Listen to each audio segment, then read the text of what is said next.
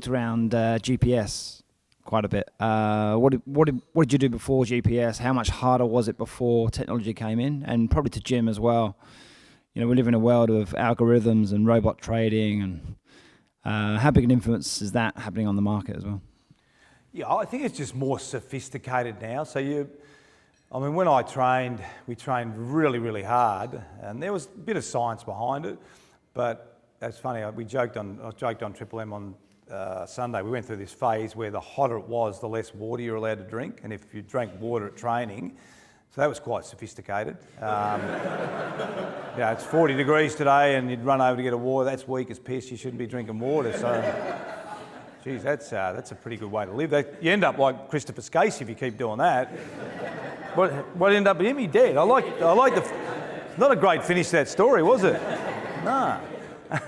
So that's the way we were heading too. I think it's now more sophisticated, but I reckon, taking Jim's point, it's balancing out the sophistication, but also understanding we're dealing with people, and we're dealing with phones and Facebook and all those different things. And that is a really good point I think Jim made. It's a really, really big challenge. So for me as a coach, and I'm sure it's also for these, Robert, as investors, it's taking all the information and then filtering it back to the team and the players and how they're feeling and what motivates them and what generates them, the fear factor, the social media and all those sorts of things. So whilst it's very, very helpful, I don't think you can underestimate the communication. I talk about relationships all the time. You know, if you're investing money, you should have a very good relationship with the person who's putting it in the bank. It's the same with me.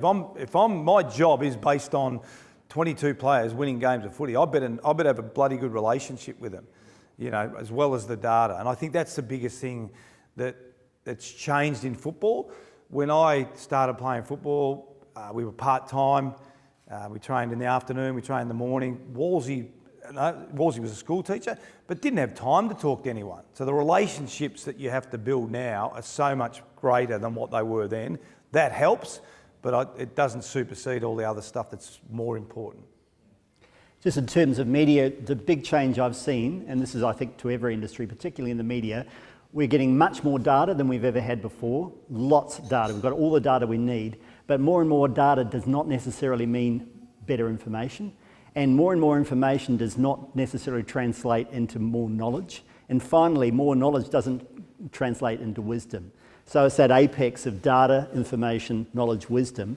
The wisdom stuff has been really underrated. We're drowning data, but we're not translating that into good decision making. And this is where the football, and I'm seeing a book coming in here, between the zen of football, because I think... There's a book coming out there's in a book. 2 weeks. It's actually called Here It Is, surprisingly enough. Yeah. I'll get you a copy, Jim. Okay, that'd be great. But I do think this is that we're drowning in data. We don't necessarily have good information. And then we're not making good decisions, and then we're not being wise. So I think getting focused more on the wisdom side is the hard part, and that means switching off, getting back to what I was saying earlier, reducing the amount of data that's coming at us, because it's not all relevant data to us. But in order to identify whether it's relevant or not, I think you need to have some sort of game plan.